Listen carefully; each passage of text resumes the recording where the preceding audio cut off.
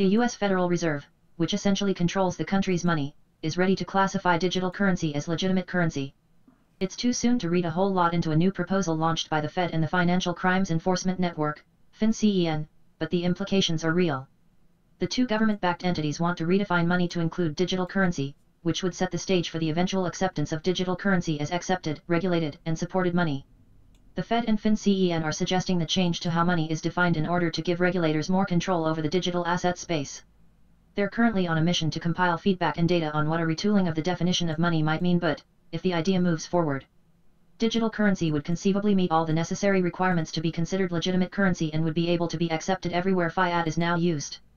The ramifications are important, but there is still a lot of work to be done before this proposal sees daylight. One of the drawbacks to the proposal shows how the general perception of digital currency remains negative and lacks confidence.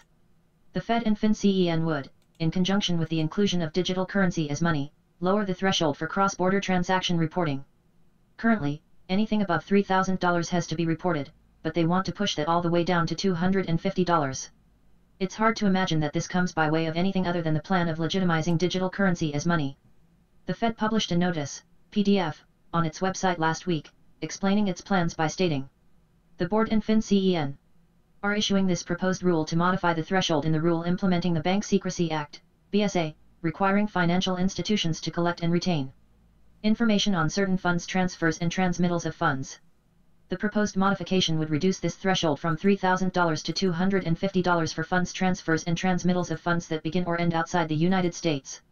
FinCEN is likewise proposing to reduce from $3,000 to $250 the threshold in the rule requiring financial institutions to transmit to other financial institutions in the payment chain information on funds transfers and transmittals of funds that begin or end outside the United States.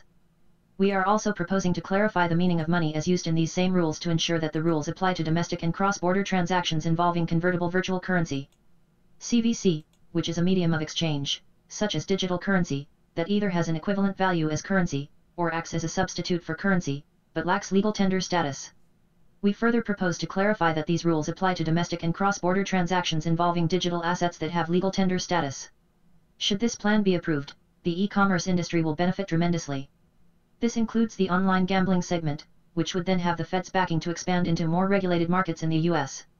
As a result, digital currency payments to gambling entities become more mainstream, as do blockchain-based gaming alternatives that would be able to use the Fed's position as a foundation upon which they can seek regulatory approval.